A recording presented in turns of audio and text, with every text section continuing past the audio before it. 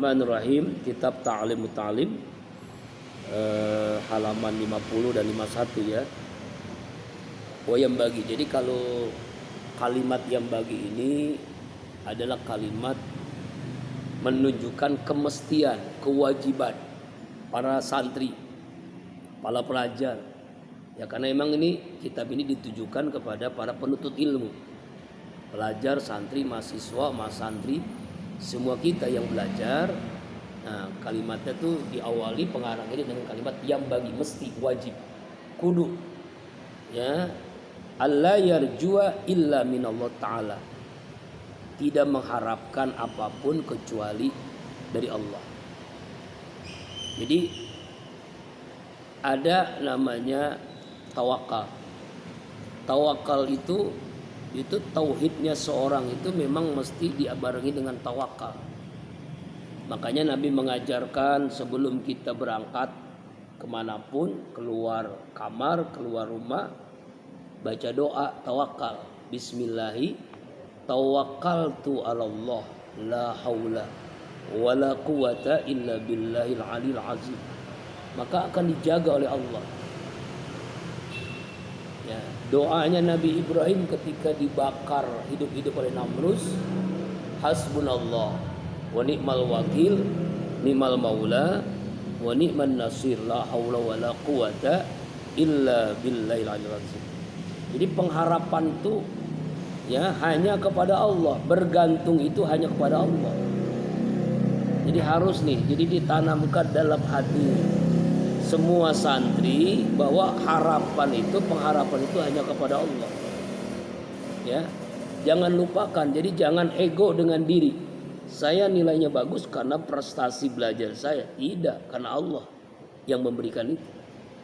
Saya bisa begini karena Allah. Saya sukses karena Allah. Jadi semuanya itu harus disandarkan diri kepada Allah. Harapan itu hanya dari Allah. Ya, ini harus. Ya. Makanya ketika Rasulullah menyatakan dalam hadis, siapa orang yang membaca hasbiyallahu la ilaha illahu alaihi tawakkaltu wa rabbul arsyil azim, maka kebutuhannya hari itu dijamin oleh Allah. Jadi harapan itu hanya dari Allah. Harus tertanam ya dalam diri kita semua nih ya. Wala yakhafa illa minhu ta'ala. Jangan takut kecuali hanya kepada Allah. Jadi jangan ada perasaan takut kepada siapapun. Takutlah hanya kepada Allah.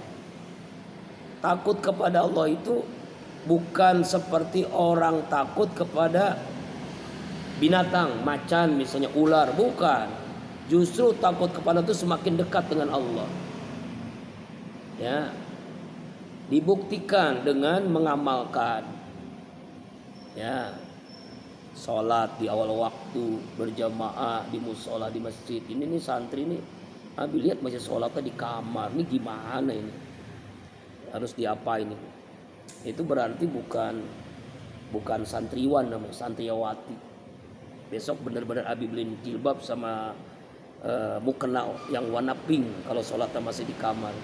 Berarti belum komitmen sebagai laki-laki sejati. Padahal cuma turun ke bawah, cuma naik ke atas.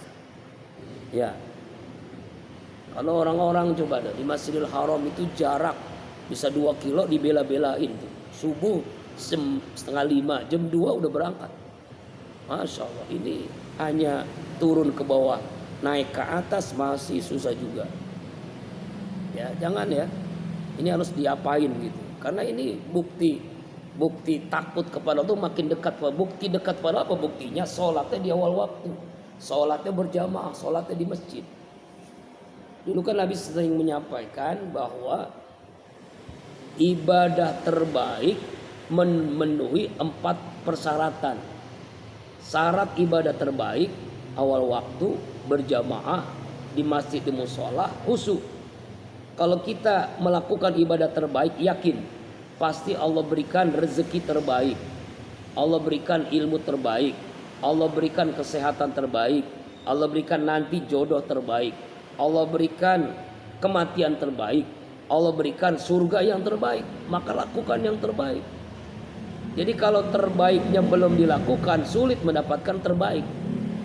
Ya, ini tolong nih ya. Ya, harus digedor lagi Pak ini ya. Jadi jangan sampai kita takut kepada Allah itu makin dekat dengan Allah, bukan makin jauh. Bukti dekatnya sholatnya. Makanya kan Nabi wajibkan setiap seminggu sekali sholat tahajud. Itu bagian dari cara latihan. Yang wajibnya 5 waktu masih di kamar, tahajudnya masih belum, itu diapain lagi? Ini udah berapa bulan nih? Udah 1 tahun kan ya di sini kan ya, masih belum tahajud, masih sholat di kamar. Ini harus diapain? Masa harus diusir juga kan? Nggak mungkin kan? Ya, tolong deh ya, sadarkan diri kamu semua ya. Tapi memang harus kali-kali ya, harus ditegasin juga ya. Selasa besok, Rebo ya, tahajud berjamaah nih. Jangan sampai di kamar dah, siram dah. Perlu disiram juga kali-kali. Ya. Nah itu ya, jangan takut hanya kecuali kepada Allah. Latihanlah. Wa ijharu jalika bi muzawati hadis syar'i. Memang kan untuk mendapatkan kenikmatan ibadah itu proses. Prosesnya apa? Pertama, paksain aja dulu. Berat memang. Makanya kewajiban masih nggak apa-apa, paksain dulu. Kalau udah dipaksa nanti terbiasa, jadi butuh. Kalau sudah terbiasa butuh, jadi nikmat. Nah kalau udah nikmat mah udah nggak perlu wajib juga, kamu setiap malam udah tahajud aja setiap malam. Kenapa? Karena udah kenikmatan dalam ibadah. Dan itu prosesnya panjang. Ya perlulah penguatannya iman ya. Dan menampakkan sesuatu bimuzawati hadis syar'i, melampaui batas syariat.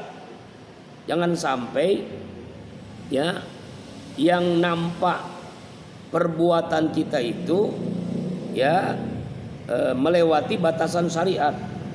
Apa itu maksudnya? Jadi ada seorang itu ibadah itu hanya physically, nggak apa-apa, emang baru awal-awal kan. Awal-awal memang fisik aja dulu.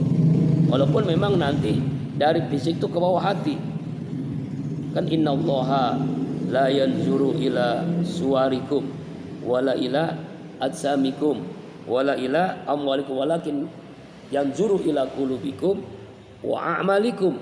Sungguhnya Allah tidak melihat fisikmu, tidak melihat hartamu, tidak melihat semuanya. Yang Allah lihat apa? Hati dan amalmu. Hati dan amal. Jadi batasan syariat jangan dilampaui. Kalau hatinya sudah bersih, ibadah jadi nikmat. Faman asallallahu ta'ala khaufan minal makhluk. Nah ini. Siapa orang yang maksiat kepada Allah, takutnya kepada makhluk. Takutnya hanya kepada makhluk, bukan takut kepada Allah. Faqad khaba ghairallahu ta'ala. Maka dia takutnya selain Allah. Nah kalau orang takutnya maksiat karena makhluk, maka tidak mendapatkan kenikmatan dalam ibadah. Fa lam yasillah li khaufil makhluk. Maka apabila dia tidak maksiat karena takut kepada makhluk, waraqaba hudud syar'i, dan memperhatikan batasan-batasan syariat, falam yakhaf ghairallah, maka tidak akan takut selain Allah, bal khaf Allah, bahkan akhirnya dia akan takut kepada Allah. Memang proses ya. Proses seseorang itu untuk mendapatkan ketakutan kepada Allah, kedekatan kepada Allah itu melalui awal-awalnya memang takut kepada Abi. Awal-awalnya memang takut dengan peraturan. Awal-awalnya memang mesti mendisiplinkan diri. Tapi lama-lama terbiasa. Makanya kewajiban, kebutuhan, kenikmatan, wajibin dulu aja, wajib paksain dulu.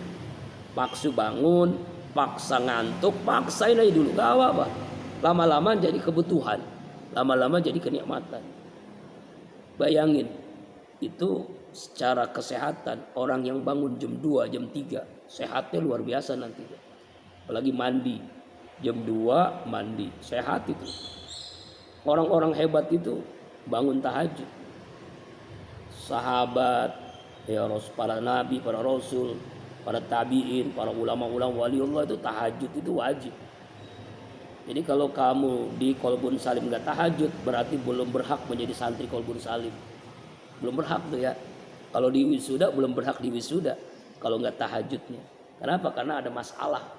Berarti kan. Kenapa tahajud itu ditekankan di sini? Ya memang program utama kan. Coba lihat 7T. 7T pertamanya apa 7T-nya?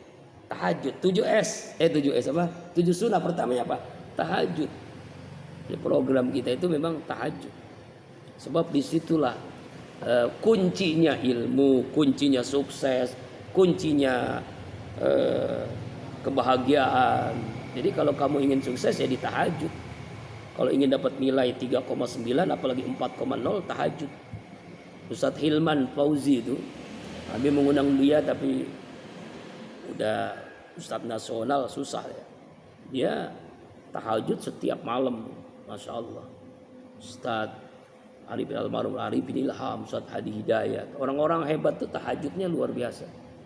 Ya, makanya coba dah paksain diri. Lama-lama kebutuhan, lama-lama kenikmatan. 1 tahun kewajiban, tahun kedua di Kolbun Salim kebutuhan, tahun ketiga kenikmatan. Jadi udah nggak usah dibangunin lagi, udah dinyiapin, ya apa namanya sejadahnya udah disiapin, karpetnya semua jadi disiapin. Bahkan kamu yang jadi imam, nggak perlu habis lagi, nikmat. Nah, kapan tuh ya? Tahun kedua ya kebutuhan, insyaallah ya. Ini tahun pertama masih kewajiban, masih berat. Tapi insyaallah nanti. Jadi kalau kita membiasakan tahajud, apa yang terjadi? Pagi harinya, siang harinya, sampai malam harinya, hari itu tuh, itu apapun yang kita inginkan itu dikabulkan. Kebutuhan kita, hajat kita, cita-cita kita, walaupun memang berat, dosa itu akan tercabut keinginan melakukan dosa. Nah, kemudian apa lagi nih supaya meraih ilmu? Wayam bagi li talibil ilmi ayyuda wa yaqaddir ali nafsi takdiran fit tiqrar. Nah, seluruh para santri wajib, seluruh para penuntut ilmu itu wajib untuk yu'adda, mengulang-ulang. Jadi ada jadwal khusus untuk takdiran fit tiqrari, menjadwalkan khusus untuk mengulang-ulang pelajaran. Mengulang itu bisa dengan mutola'ah, dibaca lagi, dipahami lagi, atau muzakarah, diskusi, itu bagian dari pengulangan. Fa innahu la yastaqir qalbah hatta yablugha zalkal mablagh. Sesungguhnya belajar yang membekas di hati itu adalah ketika dia mengulang-ulang mempelajari dengan kesungguhan. Manjada wajada walladzina jahadu fina lanahdiyannahum subulana wa innallaha ma'al muslimin. Contoh batu itu kan keras, ada air jatuh dari atas ke batu itu, apa yang terjadi Maul? Batu itu yang keras itu hancur, bolong. Kenapa? Karena setiap saat jatuh air. Kamu juga begitu, setiap saat sholatnya berjamaah, sholatnya di awal waktu, bahkan mendapatkan takbir pertama setelah imam, karena kamu jadi imam lagi kan. Kemudian sholat tahajudnya juga begitu. Apa yang terjadi? Lama-lama itu yang keras kepala, hati keras, susah menerima ilmu pelajaran, diberikan pencerahan-pencerahan dari Allah. Dari mana itu? Allah yang berikan, karena Allah itu al-alim. Allah ma'alimni min ilmu. Allah yang memberikan ilmu itu. Kemudahan-kemudahan. Ini ilmu akuntansi misal, ekonomi syariah, ilmu yang sulit dipelajari. Ternyata langsung tergambar. Semuanya semacam komputer gitu terlihat semua. Langsung ada. Dan itu diperoleh karena pengulangan. Jadi membekas ilmu itu. Wa yambaghi li talil ilmi, makanya namanya murojaah. Murojaah itu bagian dari pengulangan. Menghafal Quran itu mudah. Yang sulit itu adalah bagaimana membekas di hati, lalu terus caranya adalah yuqarrira, mengulang-ulang. Bahkan di kitab ini diperintahkan untuk pengulangan itu ya ilmu yang kemarin sampai 5 kali. Bil sabqal amsi khamsa marat. Ilmu yang kemarin nih. Misalnya kemarin belajar bahasa Arab. Ya, sama Judan, Ustaz Judan. Kita ulang 5 kali nih. Kemudian sebelumnya, ilmu sebelumnya arba'a marrat, 4 kali pengulangan. Wasab qallaji qalba. Kemudian sebelumnya lagi diulang sampai salasan 3 kali. Sebelumnya lagi 2 kali dan sebelumnya lagi 1 kali. Jadi 5, 4, 3, 2, 1. Pengulangan itu. Sampai seperti itu ulama itu. Kenapa? Fahaja ad'a ilal hibzi. Ini cara mempermudah pemahaman, mempertajam pemahaman, mempertajam hafalan. Ya itu. Seperti kita menghafal Al-Quran, menghafal hadis itu kan perlu proses yang panjang. Bagaimana para penghafal Al-Quran itu pengulangan sehari bisa berkali-kali hafalannya. Karena memang harus terus di murojaah, diulang lagi. Dan itu bagian daripada amal soleh. Nikmati. Jadi kalau ibadah, belajar sudah jadi kebutuhan, sudah jadi kenikmatan, semacam kita makan lah. Jadi kalau semacam makan, kalau kewajiban anak kecil, anak SD berat, terpaksa, belum membekas akhirnya. Tapi kalau lakukan ibadah dengan penuh dengan kesungguhan, kemudian kebutuhan, lalu kenikmatan, masya Allah, dunia ini surga. Dunia ini udah surga, udah nikmat aja. Walaupun masalah bertubi-tubi, pasti yakin ada jalan keluar yang terbaik. Wallahu a'lam bishawab. Mudah-mudahan semuanya bisa mengikuti besok subuh di Masjid Nurul Jihad. Ya. Dan